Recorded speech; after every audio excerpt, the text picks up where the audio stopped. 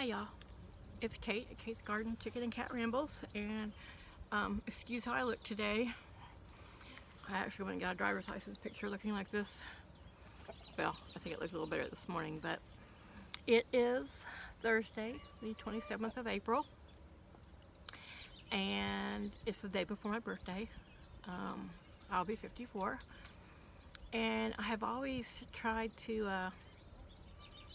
tell you guys that I wanted to be transparent, so to speak. I don't know if I say so to speak, but there are a lot of things that I can't be transparent on just because it's painful and it's very hurtful to me. And one of the things I fear most in life is judgment. But I thought, starting this year, I would try to, once a year, right here around my birthday, I would sit and just have a chat. Maybe disclose a little bit more about who I am, and I thought I'd leave the chickens in the background because I know that most of you here, that's why you're here, for the chickens. So I'm sitting here getting ready to mow the lawn. It's a very cloudy day. It's supposed to rain the next few days, so I'm gonna get that done. I'm drinking some Fireball because I don't really celebrate my birthday. I haven't celebrated my birthday in probably 12 years. Probably actually like 15. It wasn't celebrated by my late ex-husband. It's not been celebrated, since I've lived here in Delaware. And you get to an age that, unless there's like chickens, they don't celebrate you. They only celebrate themselves. Anyway, unless you've got like a spouse or a boyfriend and a close group of friends and family, and they want to celebrate you and your day, it's just not something that's by yourself. You just don't celebrate it. And I'm not going to get into all the minutia of why I'm not always thrilled that I'm still here, that I never hurt myself, and I'm thankful to be alive. But it's been a tough, hard life, and something today made me stop and think about that. Besides the fact that I want to wring this rooster's neck. So I'll tell you this little funny story. It's not funny, but they're both really kind of depressing and sad. But there are two things that have really affected me today, and they made me stop and think about myself and others. One is I went to get my driver's license renewed because it just expires tomorrow. And I'm getting a new federally compliant driver's license and all that. And I jumped through all the little hoops. I had all the information, and then there was a flag out of South Carolina that had me on the revoked license. I've never lived in South Carolina. It turns out back in my 20s, I had had a little fender bender in South Carolina. I remember it, and I paid the fines. Because I remember they were like almost $500, and I mailed them in. And since that time, I have not heard anything from South Carolina. I lived in North Carolina and had a North Carolina driver's license. I turned that in and had an Oklahoma driver's license. And then when I moved to Delaware, I turned in my Oklahoma driver's license and have had a Delaware driver's license the whole time I've been here. Never an issue. I think now with all this new federal stuff anyway. So I had to sit on the phone. I held forever, of course, could not get through to South Carolina. It's a little town called Blytheville, South Carolina, which is probably has a fruit stand, a grocery store / post office kind of place. I don't know. I shouldn't be judgmental. That's horrible because it's something I hate. But so finally, in the middle of the grocery store, when I was kind of going through an existential crisis in there, because we'll get to that. That's a second story. But I finally got a call from South Carolina. I said, listen, I've had a driver's license for the last 30 years. This was 30 years ago that I had this ticket. I said, and I know I paid the ticket and all the fines.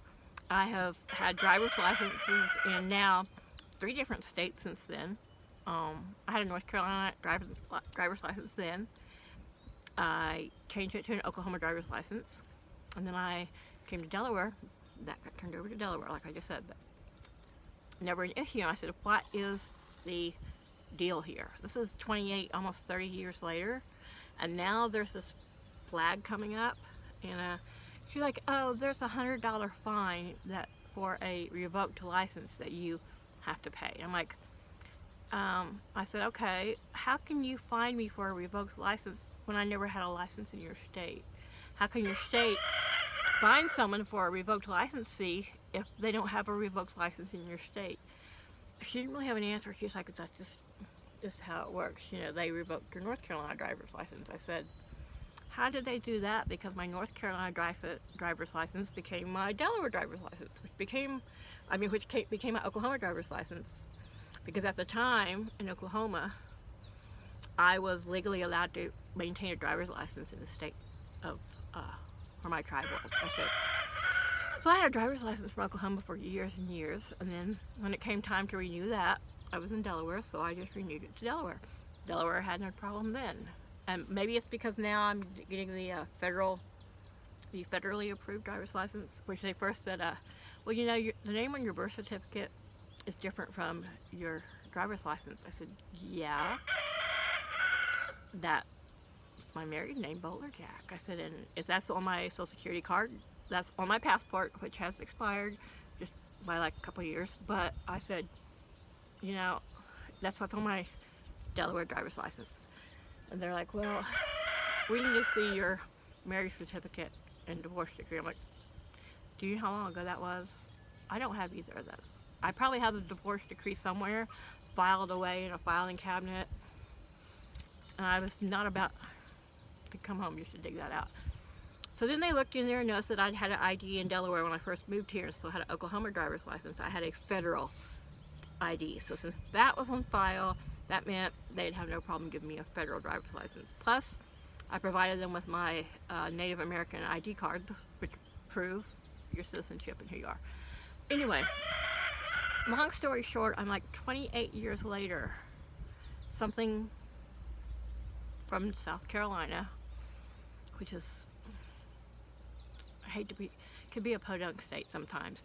If you're from South Carolina, I'm sorry to say that, but you know, I'm an Okie, and I lived many years in North Carolina, and I've lived in Missouri, and Florida, and Texas, and now Delaware, and there's some stuff that just really doesn't make a lot of sense. So I'm like, okay, $100. But you know, then that's fine.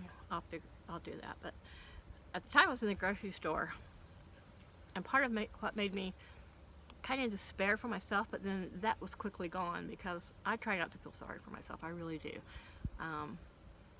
The prices of stuff. What was 2 years ago, a $3, say, bag of potato chips is like over $5. Everything was so crazy expensive. I think I spent $70 and I didn't buy any meats. I bought some produce and I bought some rice and some beans and some other things that, you know, and just, you know, my downfall, Dr. Pepper. I'll admit that's my downfall, Dr. Pepper. But and some Red Bulls, but I mean, that was by no means the most expensive part of my groceries.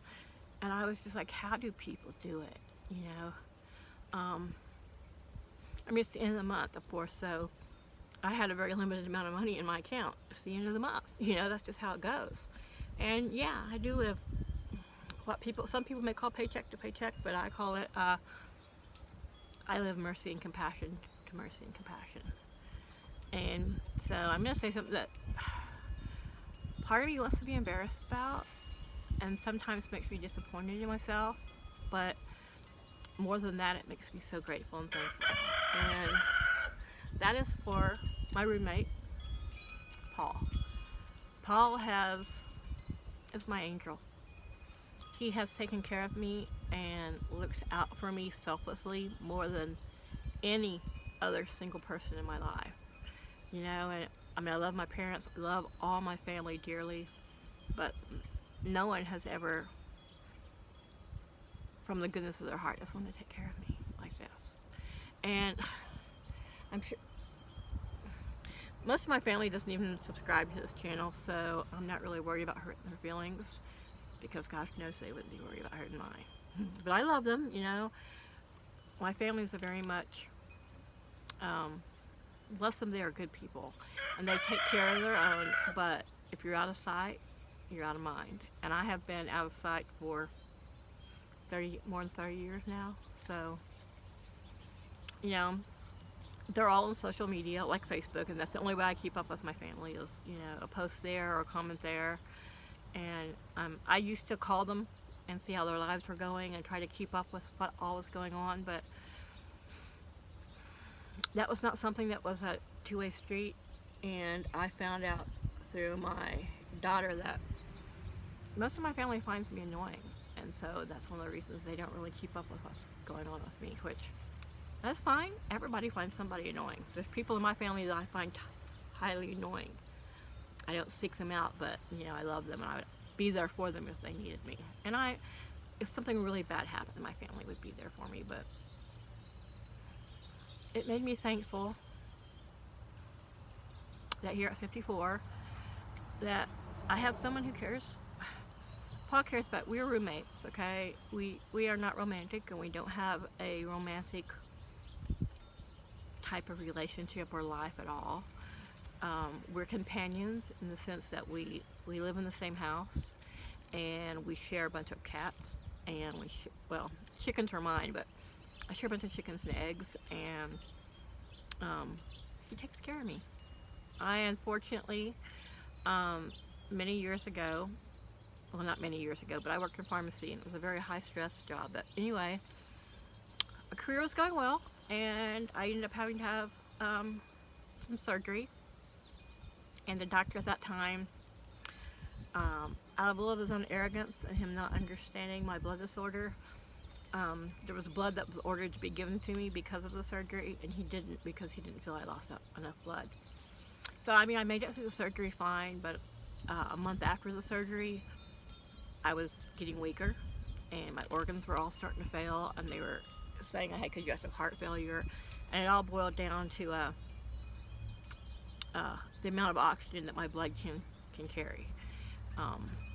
My liver eats my blood cells, which are tiny and malformed. It's thalassemia, beta thalassemia intermedia. You can look it up if you're really interested, but not that you are. But so I was kind of forced to retire then, before I had established any retirement funds, or I had some, I had some money, in my account a little bit, and which I went through that quickly, and about a year and a half later, 18 months later, all my numbers on my health was really good. I was feeling really good, so I went back to work in pharmacy. And there's a difference if someone works in pharmacy like in a hospital, and if you work in community pharmacy. I think there's less stress in a hospital. So much is automated, and you don't really deal with the sick people much. But anyway, community pharmacy is long hours, few breaks, few benefits, and it's a lot of stress. And for whatever reason, my body built up cortisol really fast when I'm stressed, and then that starts affecting my whole body system, and my health started to really kind of suffer. And so right before the pandemic, I left my job, and I have been a stay-at-home,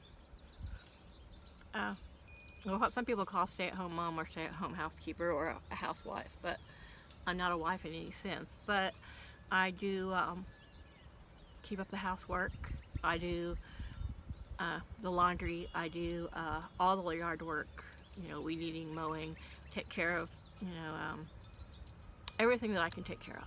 And Paul takes care of supporting me. And I've never had that in my life. But I am so grateful, and that's why he is my angel. I like to think that we traded out, what I do with him taking care of me, kind of like a live-in housekeeper. And I will be the first to admit that I'm sure it's not a perfect balance. I'm sure I'm on the lower end of the scales, but he's a really giving person and caring person, and he keeps an eye out for me, and I'm so thankful for that, because ordinarily I wouldn't have that. And because my blood disorder doesn't make me a disabled person, it, combined with several other health issues, probably puts me in that category. But it's not something that's officially that you can check out box for and say, this is the problem. So, you know, disability is not something I can seek. And I would feel really guilty about doing that, you know. I do have good health insurance through my state, which I'm very thankful for. And God knows I paid enough taxes for it, you know. But luckily, other than my disorder, I am not someone who is ever sick. I never have to go to the doctor for anything. I go to the doctor every few months just for prescription refills. But, and I see the hematologist now once a year, which I do have to go for a liver scan. All my numbers were great. You know, here I am fixing to turn 54. I'm a Dr. Pepper fiend, and that is probably the worst thing I put in my body. I mean, a little bit of Fireball once a month, you know, that's nothing. But my kidney numbers were awesome. My cholesterols, my good cholesterol was phenomenal. My bad cholesterol was very low. It didn't even, you know, fall within their little parameters. My triglycerides are great, you know. Everything was great. Little vitamin D deficiency, but, you know, we are coming out of winter, so they're giving me a supplement for that. But my liver numbers were a little higher than they should be.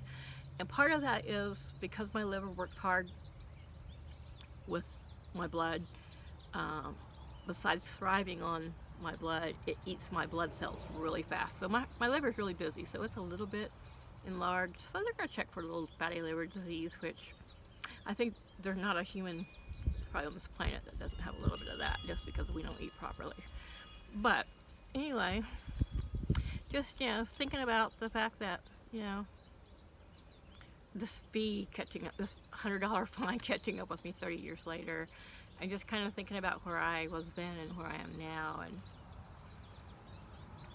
and dreams that I wished I would have been able to accomplish. You know, I see my stepdaughter, who I raised the majority of her life, and thankfully she credits me with being the wonderful woman she is, you know, traveling the world in places I never got to, and I am so proud of her. I am so proud of her. And, you know, there's moments I have a little twinge of jealousy, which that's not great, but, you know, I'm human. You know, I would love to have been cruising those Greek islands with her, but, you know, that's just, for whatever reason, circumstances, my own fault, whatever, that's just not something I've been able to accomplish. But I also like to rest. That gives me, it makes me happy knowing that someday when I'm gone from this earth, I will be seeing the world in a capacity and in a way that no one on this earth knows right now, you know. I love history, and I love all the ancient European stuff, you know. Anyway, so this is just been about 20 minutes about me venting and sharing, and if you find this tedious or this makes you dislike me and my channel enough that you don't want to subscribe, I'm not going to hold it against you. But that's just a little bit who I am, you know. I'm just me. I'm a kind person. I'm a peaceful person. You know, I'm very giving. I will do anything I can for anybody at any time. I think my neighbors and Paul and anyone can attest to that. And I will give where I don't have, if I have to. But it just made me think about people who are struggling out there, and the older people, and people who don't have someone who takes care of them. You know, what going to the grocery store means to them. I mean, to me, it's shocking. And I have learned to budget myself very tightly and eat very frugally, but be as healthy as I can. That's why I'm growing a garden, and that's why I do a garden every year. Not just because I love to garden, but because it's a more cost-effective way to feed myself. And like here at the end of the month, I catch myself eating a lot more eggs. Thank goodness I got little egg makers, and I've got the teenage egg makers who haven't started, and I have the 3 in the house, which they would have been outside in at least a small run by now, but we've had this little weird cold snap that's gone across the country, so it's been too cold to put them out at night. But they are fully feathered, and they are probably they're probably at least 8 weeks, so I think I'm going to put their little heater out there with them so they can perch and be in front of the heater when it's cold, but I'm going to, after this weekend of raining, we're supposed to have the next 3 days, we're supposed to be pretty windy and rainy and gross in Delaware, and so I will not put them out in that kind of weather. But I still have Lyra, one of my cream crested leg bars, in the house. I think she has, coccidiosis. I mean, they were all treated for that when I first noticed that Pixie was ill, but she's the only one, So luckily, the first day that she showed any symptom, I pulled her, and she's slowly getting better. I hope. She's been dosed directly, and she's also getting it in her water. She's not eating or drinking a lot, but for the last week, I've had to. She'll eat and drink if I put it in her face and force her to. But yesterday and the day before, I could hear her in her in the pet crate carrier that she's in, eating, and I caught her drinking on her own and opening her eyes again. She still keeps them closed, and she still stands or just sits quietly, pretty lethargic still. She's lost weight. She has kind of a hooked beak, and trying to get her beak open without her wanting you to is almost impossible. I don't think I could turbo feed her. But I've managed to piss her off enough picking her up that she'll squawk at me, and I hook my fingernail in the edge of her beak, and then I've put drops of water under her tongue, not just down her throat, because you can really drown it. You can drown your chicken that way. God, my face is so red. I think because I'm nervous, because I'm on camera and I'm talking and I'm sharing stuff I don't normally share, and it makes me a little stressed and anxious. And when I get anxious, I get this rosacea flare. Look at that. I don't have that much natural color. My natural color is death pallor white, that shade. That's the Celtic part of me. Anyway, so back to my chicken. So I'm hoping that it can take 2 or 3 weeks sometimes for them to recover from that. I've made her special food, and she's shown no interest, so I do at least make her drink. Water is life, and I have heard her pecking at the food, so I know she's getting a little bit. And like I've said before, it's gross, but I've looked at her poo, and from her poo, it's getting more solid and more closer to healthy. It's not healthy, totally healthy looking, but it's closer to healthy than it was. So I like to think that she's hopefully going to get better. And she does come out of this, she's going to be skinnier and smaller, and the teenagers are still a little too small to be about in Gen Pop. But I also have to remember that they're going to be a normal sized chicken. The Brahmas are exceptionally large chickens. But, so they're all coming along great. And that's Laddie's opinion. He's like, if you're talking, I'm talking. So, he and I have been doing some intense therapy every day for him, because I have some bruises and some scratches on me through my clothes that are just, it looks like someone's been beating me with a cat o' nine tails sometimes.